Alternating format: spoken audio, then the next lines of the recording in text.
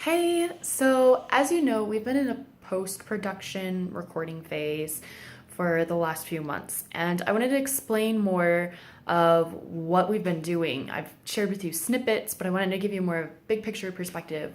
What is this phase really all about? Because if you're like me, I used to think that okay, you record music, you slap it on a CD, or you upload it online, and you're good to go, but that taking your finished music and actually distributing it is an entire stage of production. And it's been a lot of research on my part, not stuff that I really enjoy researching, but it has been really good stuff to learn about. So my big research bear was liner notes. So when we get our physical CD or we get the album and we download the digital booklet, that booklet with the lyrics and the gorgeous album graphics and any thank yous or whatever else the artist decides to include in that little booklet, those are the liner notes. And I thought I knew everything there was to know about liner notes. Not everything, but I mean, we all have CDs, we all have digital booklets.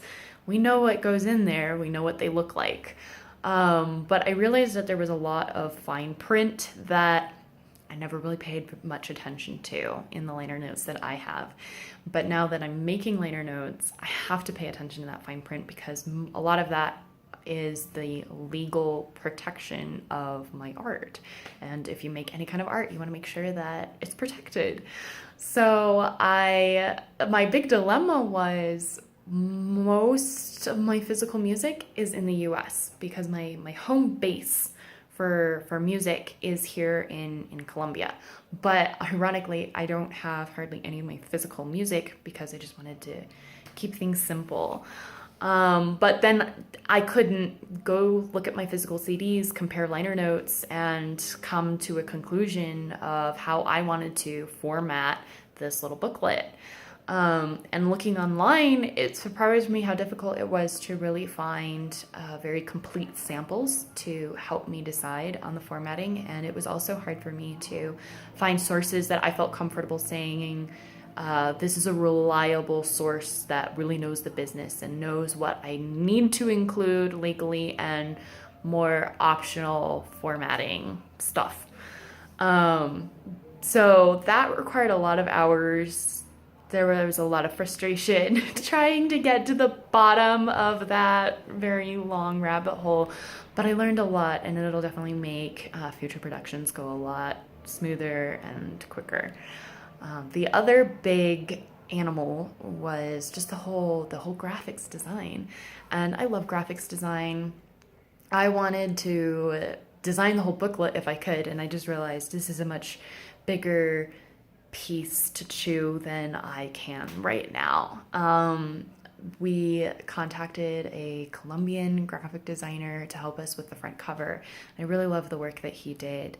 And the booklet just turned more and more international from there. I was working on part of the booklet on my own, and then I started looking into different graphic designers to help us finish the booklet. And I was looking at people from all over the world, which is kind of the blessing and the curse of the internet. You have more choices, but then deciding between those choices can sometimes be overwhelming. But I did find someone from a completely different continent who I felt confident could put together some really beautiful artwork, and he's done a great job. And when I was working on part of the booklet, and you'll see the work that I put into that, I had to once again do a lot of research. So it was a big learning curve there because every image or even font that you want to use requires legal licensing. So you have to make sure that you can get that legal licensing. So I didn't really want to spend a lot of time getting legal licensing if it wasn't readily available. But finding the graphics I wanted to use and then making sure those graphics had the licensing I needed was another process that I learned a lot from. But it was definitely another reason why I see the value in partnering with other people and not always doing it yourself, even though for me, I find working on artwork is very therapeutic.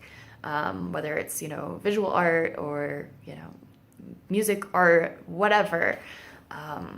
For me, there's hardly anything else that I find as fulfilling in the same way. So it was really fun to have part of my thumbprint put down on the digital booklet. And so we're in the phase of finishing up the digital and physical booklet and getting it ready for distribution, physical distribution, online distribution, which is another animal all in of itself. Just every online distributor has their own requirements of dimensions and other things like that. And so you have to make sure that you please everyone individually. You can't just put out a categorical item and be like, boom, it's done. So that gives you hopefully a little more detailed understanding of what we've been doing these days. I can hardly wait to share Love and Loss with you, and you can see the fruit of all of this research and definitely some blood, sweat, and tears in there too.